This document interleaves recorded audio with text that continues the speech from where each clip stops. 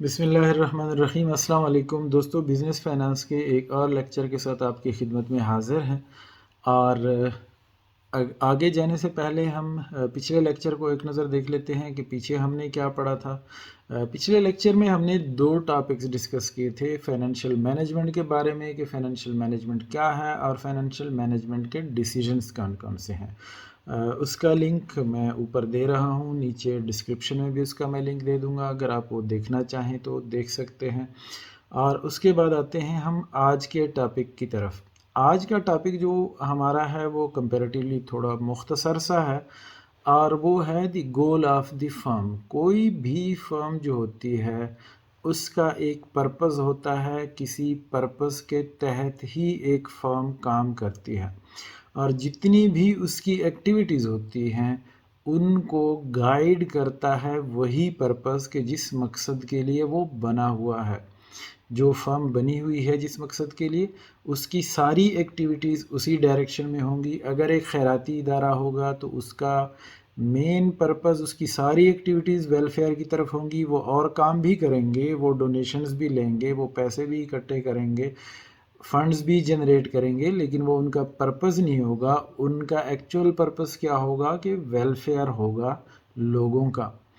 इसी तरह अगर कोई बिज़नेस ऑर्गेनाइजेशन है जिसका मकसद प्रॉफिट कमाना है, तो उसकी सारी एक्टिविटीज़ अपने उस मकसद की तरफ डाइवर्टेड होंगी। बहुत सारे दूसरे स्लोगन्स होंगे, दूसरे बहुत सारे मकासद बज़ाहिर आपको नज़र आएंगे, लेकिन उन सब का अल्टीमेटली जो मकसद होगा वो चाहे कस्टमर के हक में स्लोगन लगाएंगे, चाहे सोसाइटी के फेवर में लगाएंगे, उनका मकसद भी एक्चुअल वो होगा कि वो फर्म के असल गोल की तरफ वो किस तरह जाते हैं और कितने अच्छे तरीके से उसको अचीव करते हैं। अब गोल ऑफ द फर्म अगर आप जनरली लोगों से पूछें तो आपको बहुत सारी उसकी व्यूज़ मिल जाएंगी कि गोल ऑफ द फर्म क्या होता है या क्या होना चाहिए। मसलन मिसाल के तौर पर हम कह सकते हैं, एक ऑर्गेनाइजेशन के बारे में लोग कहेंगे कि उसका गोल होना चाहिए कस्टमर सेटिस्फेक्शन, और ये किसी हद तक ठीक भी लगता है, क्योंकि किसी भी बिजनेस ऑर्गेनाइजेशन में आपकी अर्निंग का ज़रिया क्या होता है? कस्टमर होता है। इसीलिए कस्टमर को किसी भी बिजनेस ऑर्गेनाइजेशन का किंग कहा जाता है। हो सकता है बहुत सारे ऑर्गेनाइजेशन आपको ये इंप्रेशन दें कि it's all about you, Ufone का स्लोगन है it's all about you, but in reality it's not about you, it's about their profits. वो आपको ये इम्प्रेशन देंगे कि ये कस्टमर के बारे में है, लेकिन एक्चुअली कस्टमर्स के बारे में नहीं है। कोई भी ऑर्गेनाइजेशन जितना भी कस्टमर सर्विस पे वो स्ट्रेस करे और वो कहें कस्टमर हमारा किंग है, हमारा सब कुछ है, लेकिन actually it's not about customer. Yes, it is about customer because they want to achieve their goal which they can only achieve by serving their customers. अगर आप इसको टेस्ट करना चाहते हैं, कोई ऑर्गेनाइजेशन है, किसी कस्टमर को सबसे ज़्यादा सेटिस्फाई करने का तरीका क्या है कि कस्टमर आए और विदाउट चार्जिंग एनीथिंग आप उनको सर्विसेज दे दें, आप उनको प्रोडक्ट्स दे दें। क्या कोई ऑर्गेनाइजेशन देगी? नहीं। क्यों नहीं देंगी? कस्टमर तो सेटिस्फाइड होगा। कोई कस्टमर सबसे ज़्यादा खुश तब भी होगा ना जब आप उसको मुफ्त सर्विसेज देंगे, लेकिन वो मुफ्त नहीं देंगे। क्यों नहीं देंगे? क्योंकि अगर वो मुफ्त देंगे तो वो जो उन्होंने अपने लिए गोल रखा हुआ है, जो चाहे वो जाहिर कर रहे हैं या नहीं कर रहे, उसकी अचीवमेंट जो है वो पॉसिबल नहीं है। बहरहाल कस्टमर सेटिस्फेक्शन भी बज़ाहिर एक गोल लगता है, और उसको अगर आप मेजर करेंगे किस तरह करेंगे कि आपका मार्केट शेयर कितना है। अगर आपका मार्केट शेयर ग्रो कर रहा है, इसका मतलब है आप मार्केट में पेनिट्रेट कर रहे हैं और आप कस्टमर सेटिस्फेक्शन अचीव कर रहे हैं। एक और तरह का गोल, कुछ लोग आपको कहेंगे एम्प्लॉय सेटिस्फेक्शन जो है वो एक गोल है ऑर्गेनाइजेशन का। ये भी बज़ाहिर ठीक लगता है, क्योंकि किसी भी ऑर्गेनाइजेशन में एक्चुअली जो अर्निंग हैंड होते हैं, जो लोग आपको प्रॉफिट कमा के देते हैं या जो ऑर्गेनाइजेशन को रन करते हैं, वो उसके एम्प्लॉयज़ होते हैं। ओनर्स का, और स्पेशली जब हम कारपोरेट में बात करते हैं तो कारपोरेट में तो ओनर्स का पता भी नहीं होता कि ओनर कहाँ बैठा हुआ है, किसके पास कितने नंबर ऑफ शेयर्स हैं। उस ऑर्गेनाइजेशन को मैनेज कौन कर रहा होता है? उसके एम्प्लॉयज़ कर रहे होते हैं। अब एम्प्लॉय सेटिस्फेक्शन भी नो डाउट एक बहुत ही अहम चीज़ है, लेकिन किसी भी एम्प्लॉय को ऑर्गेनाइजेशन उस वक्त तक सेटिस्फाइड रखेगी जब तक कि वो ऑर्गेनाइजेशन के गोल्स के अगेंस्ट नहीं जाएगा, जब तक कि वो उसी डायरेक्शन में ऑर्गेनाइजेशन को हेल्प करेगा उसका गोल अचीव करने में, तब तक तो वो एम्प्लॉय सेटिस्फेक्शन की बात करेंगे। लेकिन एज सुन एज वो एम्प्लॉय उस गोल से डाइवर्ट करेगा, ऑर्गेनाइजेशन करेक्टिव मेजर्स लेगा, अपने एम्प्लॉय को उस गोल की तरफ रीडायरेक्ट करेगा या फिर उसको क्या करेगा, ले ऑफ कर देगा, उसको ऑर्गेनाइजेशन से निकाल देगा। एम्प्लॉय सेटिस्फेक्शन को अगर आप कहीं मेजर करना चाहते हैं, कैसे मेजर करेंगे, वो एम्प्लॉयज टर्नओवर रेशो जो होता है किसी भी ऑर्गेनाइजेशन में, नॉर्मली उसको हम as indicator of employee satisfaction लेते हैं। तो बज़ाहिर ये भी गोल नज़र आता है, लेकिन एक्चुअली ये भी गोल नहीं होता, ये अमीन होता है towards the achievement of organisation goals. उसके बाद अदर स्टेक होल्डर्स के सेटिस्फेक्शन, आपके ऑर्गेनाइजेशन के साथ ओनर्स के अलावा, कस्टमर के अलावा, एम्प्लॉयज़ के अलावा और भी बहुत सारे स्टेक होल्डर्स होते हैं। आपके सप्लायर्स होते हैं, आपके क्रेडिटर्स होते हैं, गवर्नमेंट ऑर्गेनाइजेशंस होती हैं, आपके रेगुलेटर्स होते हैं। तो अदर स्टेक होल्डर्स की सेटिस्फेक्शन उसको भी एक पर्पस बज़ाहिर लोग बताएंगे, लेकिन in reality even that is not the goal of the firm. अब सवाल ये पैदा होता है कि जब ये सब कुछ गोल ऑफ द फर्म नहीं है तो actual goal of the firm है क्या? तो फाइनेंशियल मैनेजमेंट के पर्सपेक्टिव से जब हम देखते हैं कि goal of the firm actually है क्या, तो according to finance there is one single goal. किसी भी ऑर्गेनाइजेशन का एक ही गोल होता है, और ये हम बात करें बिजनेस ऑर्गेनाइजेशन का, तो किसी भी ऑर्गेनाइजेशन का वन सिंगल गोल होता है और वो होता है maximisation of share holders wealth. अब what do we mean by maximization of shareholders wealth? shareholders wealth maximization से हमारा मतलब क्या है, कि मैं आपको सिंपल कारपोरेट, आगे हम पढ़ेंगे कि कारपोरेट किस तरह ऑपरेट करते हैं, उसके शेयर किस तरह होते हैं, लेकिन मैं आपको एक सिंपल सी मिसाल दे दूं कि कोई भी एक कारपोरेशन है, हम सपोज कर लेते हैं उसके 100 शेयर्स हैं और उसका जो फेस वैल्यू है या पार वैल्यू जिसको हम कहते हैं एक शेयर का, वो 10 रुपये है। तो उस ऑर्गेनाइजेशन में, और उसमें कोई लाइबिलिटीज़ नहीं है, तो उस ऑर्गेनाइजेशन में टोटल वेल्थ कितनी है, 10 रुपये का शेयर है, 100 शेयर्स हैं, तो 1000 रुपये उसके टोटल एसेट्स होंगे, चाहे वो कैश की सूरत में है, चाहे इक्विपमेंट है, मशीनरी है, रॉ मटेरियल है, किसी भी सूरत में है, उस ऑर्गेनाइजेशन की टोटल वेल्थ जो है वो 1000 रुपये होगी। तो यहाँ पे हर शेयर होल्डर्स का, अगर हम ये फ़र्ज़ कर लें कि एक बंदे के पास एक शेयर है, तो इसका मतलब है इसके शेयर होल्डर्स हमारे पास कितने हो गए, 100, क्योंकि टोटल शेयर्स 100 हैं, और हर एक की वेल्थ उसमें 10 रुपये है। अब यही शेयर किसी भी वजह से अगर उसकी वैल्यू 2 दिन बाद 15 रुपये हो जाती है मार्केट में, तो उस ऑर्गेनाइजेशन की, जो ऑर्गेनाइजेशन में शेयर होल्डर्स की वेल्थ अब कितनी हो गई, अब उसका शेयर 15 रुपये का बिक रहा है जो कि एक्चुअली 10 रुपये का है, तो उसकी वेल्थ वो क्या हो गई, 5 रुपये बढ़ गई। ये maximisation of share holders wealth है। Maximisation of share holders wealth कितने तरीकों से होता है?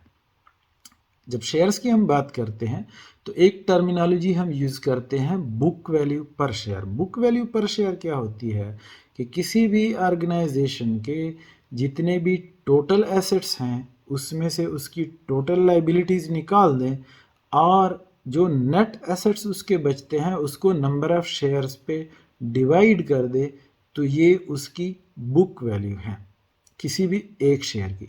दूसरी होती है मार्केट वैल्यू। अब ये भी पॉसिबल है कि बुक वैल्यू और मार्केट वैल्यू बराबर हों, ये भी हो सकता है कि बुक वैल्यू ज़्यादा हो, मार्केट वैल्यू उसकी कम हो, और ये जनरली होता ये है कि बुक वैल्यू कम होती है, मार्केट वैल्यू जो शेयर की होती है वो ज़्यादा होती है।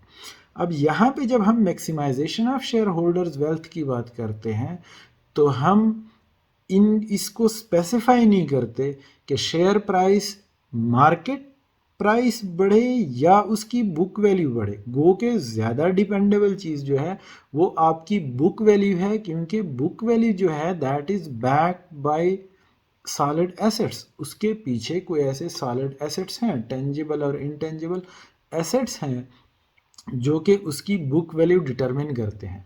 जो आपकी मार्केट वैल्यू होती है उसके पीछे नो डाउट वो बुक वैल्यू और टेंजिबल एसेट्स भी होते हैं, लेकिन ज़्यादातर वो डिपेंड करता है अदर सर्कमस्टांसिस पे और इनटेंजिबल चीज़ों पे वो डिपेंडेंट होता है। बहरहाल जब हम maximisation of share holders wealth की बात करते हैं तो हमारा मकसद जो है वो शेयर की वैल्यू बढ़ना है, चाहे वो उसकी बुक वैल्यू बढ़े या चाहे उसकी मार्केट वैल्यू बढ़े, लेकिन शेयर की कीमत बढ़ती जाए। अब सवाल ये पैदा होता है कि इस maximisation of share holders wealth बज़ाहिर एक जुमले में कहना तो आसान है, लेकिन इसको हम मैयर कैसे करते हैं? अगर कोई बंदा मैयर करना चाहे कि whether share holders wealth is maximised और नॉट, तो हम कैसे मैयर करेंगे? अगर किसी ऑर्गेनाइजेशन का शेयर प्राइस बढ़ रहा है तो इसका मतलब है वहाँ पे शेयर होल्डर्स की वेल्थ जो है वो बढ़ रही है। अगर शेयर प्राइस नीचे जा रहा है तो उसका मतलब है कि अल्टीमेटली शेयर होल्डर्स का के वेल्थ को लॉस हो रहा है, उसको नुकसान हो रहा है, उसके वेल्थ जो है वो श्रिंक हो रहा है। अब इसके साथ और बहुत सारे सवाल नथी हैं, बहुत सारे स्कूल ऑफ थाट्स हैं, मुख्तलिफ एंगल से इन चीज़ों को देखते हैं और कुछ मिसकंसेप्शंस भी हैं इसके बारे में। मिसकंसेप्शंस क्या क्या हैं? When a firm tries to make their shareholders happy, they do so at the expense of other constituencies such as customers, employees, or suppliers. This is not correct. Misconception क्या है?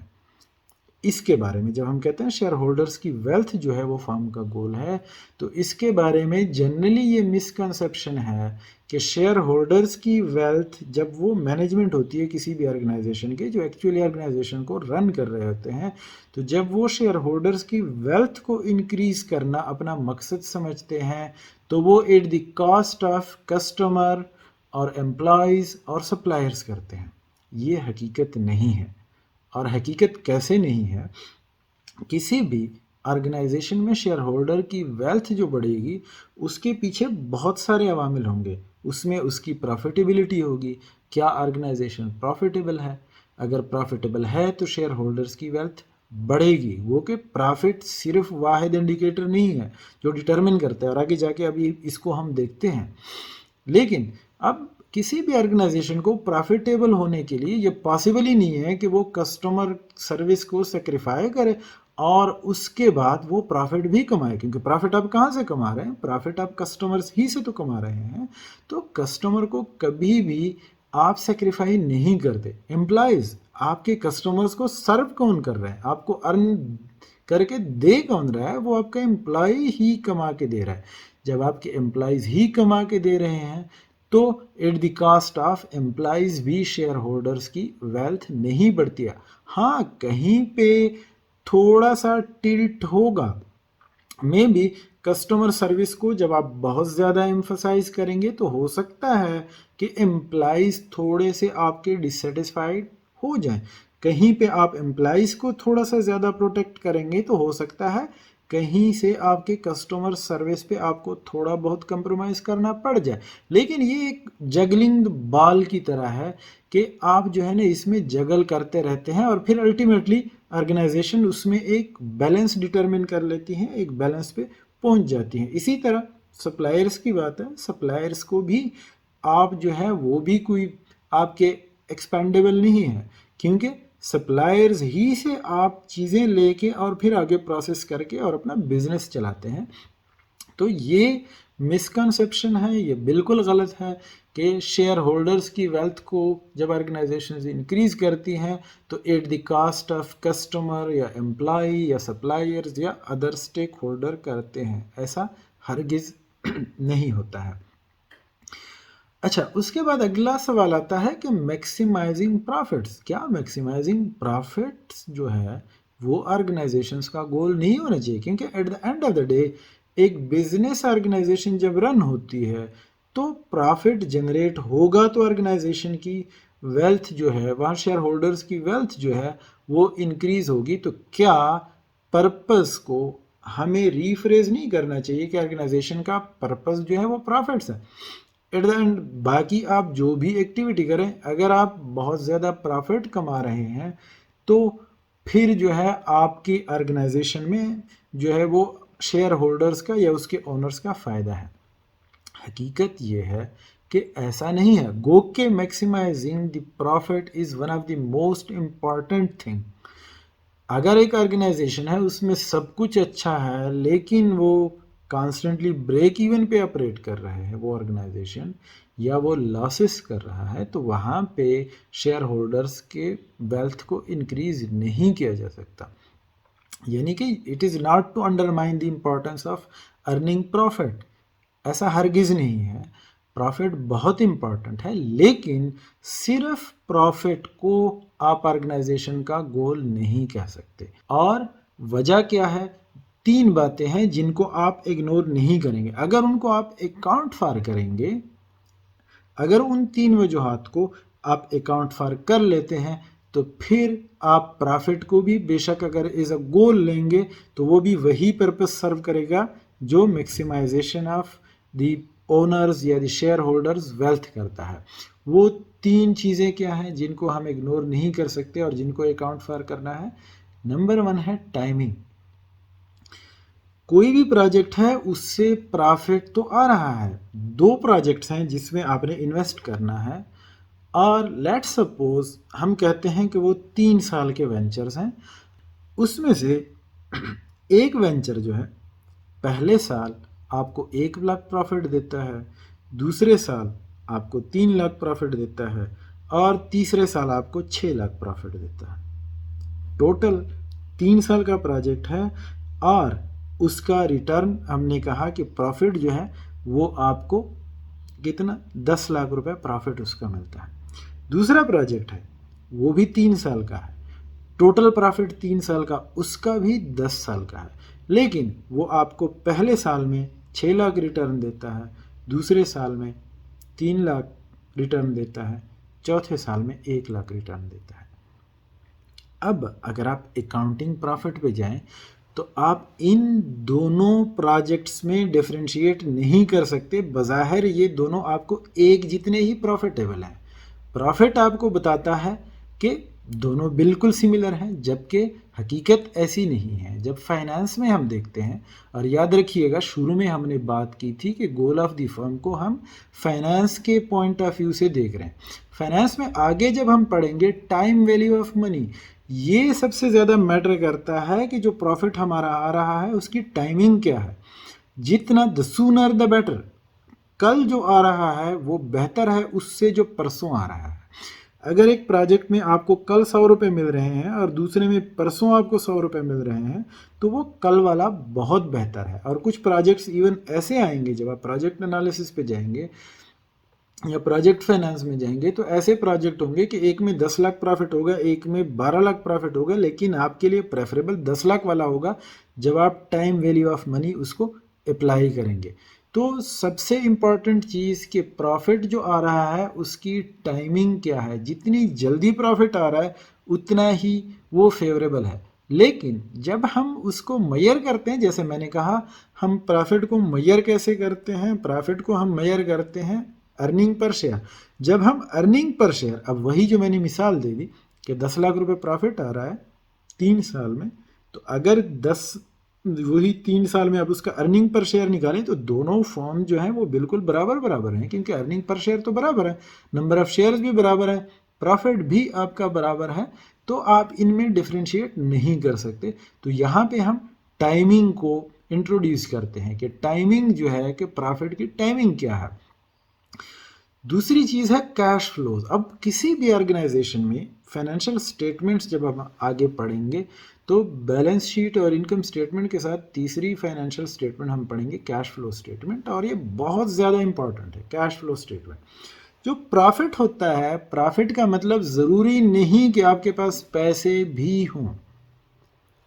प्रॉफिट में क्या है कि cash flow नहीं है। वो कहते हैं ना कि किसी भिखारी के पास, कोई भिखारी गया किसी बंदे के पास तो उसे कहा भाई अल्लाह के नाम पे 10 रुपए दे दो, तो वो बंदा पता नहीं किस मूड में था, बिजी था, जो भी था, उसने कहा माफ़ कर दो, कल ले लेना।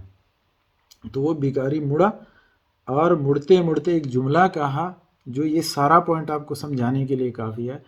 उसने कहा अल्लाह भला करे, लेकिन भाई इस उधार के कारोबार में मेरे लाखों डूब चुके हैं। मतलब क्या है, अब उस भिखारी को उसने कहते दिया है कि कल ले लेना, लेकिन कल किसने देगा, कल मिलता है नहीं मिलता। जो पॉइंट मैं समझा रहा हूँ कि जो प्रॉफिट आपका accounting profit is very much different from cash flow. Actual cash flow नहीं होता। आपने एक चीज़ ले ली 100 रुपए की, 150 रुपए में किसी को उधार बेच दी। अब बज़ाहिर अकाउंटिंग तो बता रहा है कि 100 की चीज़ आपने 150 में बेच दी, कॉस्ट आपका 100 था, रेवेन्यू आपका 150 है, अकाउंटिंग प्रॉफिट आपका 50 रुपए है। बुक्स तो आपको ये बता रही हैं, लेकिन जब तक वो पैसा आपको वसूल नहीं होता, वो 50 रुपए प्रॉफिट आपके किसी काम का नहीं है, वो रियलाइज नहीं हुआ है। अब ऐसा नहीं है कि वो डूब जाएगा, ज़रूरी नहीं, उस पॉइंट ऑफ व्यू से हम बात नहीं कर रहे, वो आएगा, लेकिन जिस वक्त आपको चाहिए उस वक्त वो अवेलेबल होगा या नहीं होगा। ऑर्गेनाइजेशन की कैश नीड्स होती हैं, उसने एम्प्लॉइज़ की सैलरीज देनी है, उसने सप्लायर्स को पेमेंट करनी है, उसने टैक्सेस की पेमेंट्स करनी है, बहुत सारी मदों में उसने पेमेंट करनी है। तो क्या जिस वक्त उसको पैसा चाहिए उस वक्त उसके पास अवेलेबल होगा? जब अवेलेबल नहीं होता तो फिर हम क्या कहते हैं कि इसको लिक्विडिटी का प्रॉब्लम है, इसको सॉल्वेंसी का प्रॉब्लम है, या ये ऑर्गेनाइजेशन जो है वो बैंकरप्ट हो गई है। बैंकरप्सी का मतलब ये नहीं होता कि ऑर्गेनाइजेशन बिल्कुल लॉस में चला गया और उसने पूरा लॉस कर दिया। बैंकरप्सी का मतलब यही होता है कि वो ऑर्गेनाइजेशन अपने उन लाइबिलिटीज़ को पे ऑफ नहीं कर सकती हैं व्हेन दे बिकम ड्यू। तो कैश फ्लोज जो हैं वो बहुत इंपॉर्टेंट होती हैं। आपकी कैश फ्लोज, क्या आपका जो प्रॉफिट है वो कैश फ्लोज में भी रिफ्लेक्ट हो रहा है या नहीं हो रहा, इस चीज़ को भी आपने मद्देनज़र रखना है जब आप प्रॉफिट को बेस करते हैं। और फिर उसके बाद तीसरी चीज़ होती है रिस्क इन्वॉल्व। बाज़ दफ़ा ये होता है कि ऑर्गेनाइजेशंस जो हैं उनको सिर्फ़ और सिर्फ इनहेरेंट रिस्क्स की वजह से प्रॉब्लम आता है। मिसाल के तौर पे एक बहुत जो है वो मशहूर केस स्टडी है हमारे पास एप्पल का। एप्पल में जब स्टीव जॉब्स बीमार हो गए, उस वक्त न तो उसका कोई कर्जा डूबा था, न उसकी कोई प्रॉफिटेबिलिटी कम हुई थी। वो जितने प्रोडक्ट्स बना रहे थे उतने ही बन रहे थे, उसी रफ्तार से ग्रो कर रही थी कंपनी, और उतने ही उनके बिक रहे थे, उनके कैश फ्लोज में कोई प्रॉब्लम नहीं था। लेकिन जब स्टीव जॉब्स की बीमारी का पता चला, वो क्रिटिकली इल हो गया, वो हॉस्पिटल में एडमिट हो गया, तो उसके शेयर्स प्राइसेस जो है वो सर के बल नीचे आ गए। अब जब शेयर प्राइस कम हो गई, इसका मतलब क्या हुआ, इसका अल्टीमेटली मतलब ये हो गया कि शेयर होल्डर्स की या ओनर्स की वेल्थ जो थी वो कम हो गई। अब अगर ऊपर हम देखें ना तो टाइमिंग में प्रॉब्लम है, ना उसके कैश फ्लोज में प्रॉब्लम है। प्रॉब्लम कहाँ पे आ गया, उसका रिस्क बढ़ गया। उसके अंदर रिस्क था कि भाई जो बंदा स्पेयर हेड कर रहा है एक ऑर्गेनाइजेशन को, जो उसमें इनोवेशंस ला रहा है, वो जिस अंदाज से चला रहा है, अगर उसे कुछ हो गया तो क्या वो उस अंदाज में कोई दूसरा बंदा चला भी सकेगा या नहीं चला सकेगा। मतलब कहने का ये है कि किसी भी ऑर्गेनाइजेशन में जो वो काम करते हैं उसमें इनहेरेंट रिस्क्स क्या क्या हैं। अगर वो रिस्क जो है मैनेजेबल होंगे तो वो ऑर्गेनाइजेशन जो है वो प्रॉफिटेबल भी होगा, वहाँ पे शेयर होल्डर्स की वेल्थ भी मैक्सिमाइज होगी। लेकिन अगर वो सिर्फ प्रॉफिट के पीछे जाते हैं तो बड़ा मशहूर जुमला है, मैं पहले भी कहता रहा हूँ और दोबारा रिपीट करूँगा कि higher the risk higher the profit. जितना ज़्यादा कोई ऑर्गेनाइजेशन रिस्क लेगा उतना ही ज़्यादा वो प्रॉफिट अर्न करेगा। लेकिन क्या ये प्रॉफिट जो वो हाई रिस्क लेता है ये शेयर होल्डर की वेल्थ को मैक्सिमाइज करेगा? नहीं, क्यों नहीं करेगा? क्योंकि जब उस रिस्क को एनालाइज करेंगे तो मार्केट में उसके शेयर की वैल्यू जो है वो गिर जाएगी, और शेयर होल्डर चाहे वो पर शेयर आप 50 रुपये भी कमा लें, लेकिन वहाँ पे जो 300 का शेयर था वो आपका 200 पे आ गया, तो आपने नेट तो उस पर फिर भी 50 लूज़ ही किया है। चाहे आपने अर्निंग 50 की है, लेकिन मार्केट में आप एक पर शेयर 100 रुपये लूज़ कर चुके हैं। तो रिस्क इन्वॉल्व जो किसी भी ऑर्गेनाइजेशन के बिजनेस में होते हैं, उनको भी हरगिज़ इग्नोर नहीं किया जा सकता जब हम प्रॉफिट की बात करते हैं। अब इसके बाद जो हमारा नेक्स्ट लेक्चर होना है, नेक्स्ट लेक्चर हमारा होगा legal forms of business organisation. कितने किस्म के बिजनेस ऑर्गेनाइजेशंस होते हैं वो हमारे पास जो नेक्स्ट लेक्चर में हम बात करेंगे, वो हम एक ही टाइप पे बात करेंगे, सोल प्रोप्राइटरशिप। वैसे हमारे पास 4 किस्म के होते हैं, सोल प्रोप्राइटरशिप, पार्टनरशिप, फिर जॉइंट स्टॉक कंपनी या कॉरपोरेशन, और चौथे होते हैं लिमिटेड लायबिलिटी फर्म्स होती हैं। ये थोड़ी सी नई किस्म है। तो नेक्स्ट लेक्चर में इंशाल्लाह हम बात करेंगे सोल प्रोप्राइटरशिप के बारे में, कि सोल प्रोप्राइटरशिप होता क्या है, बनता कैसे है, और फिर उसके बाद इसकी क्या एडवांटेजेस हैं, क्या डिसएडवांटेजेस हैं, वगैरह वगैरह। इन चीज़ों को हम डिस्कस करेंगे हमारे नेक्स्ट लेक्चर में। उम्मीद है आपको लेक्चर पसंद आया होगा। अगर पसंद आया है तो वीडियो लाइक कीजिएगा और दोस्तों के साथ शेयर कीजिएगा, और अगर चैनल सब्सक्राइब नहीं किया तो सब्सक्राइब कीजिए और बेल आइकन दबाइए ताकि अगली वीडियो की नोटिफिकेशन आपको बर वक्त मिल सके। बहुत शुक्रिया।